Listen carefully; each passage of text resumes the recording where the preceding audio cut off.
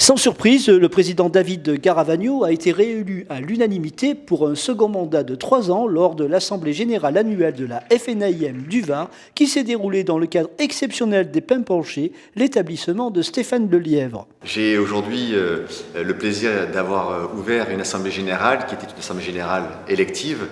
Mon conseil d'administration, en tout cas la liste que j'ai proposée, a été élue à l'unanimité. Et ce même conseil d'administration a élu son président, en l'occurrence moi-même, qui était candidat à ma propre succession.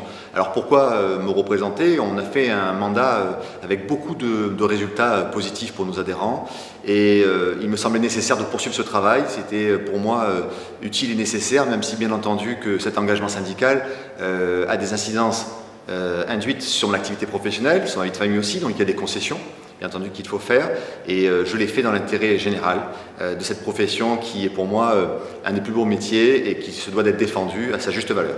Le mandat est de 3 ans, alors les principales actions, elles vont continuer, celles de mon précédent mandat, c'est bien entendu la défense de la profession, qui est notre ADN, défendre nos adhérents, défendre nos métiers.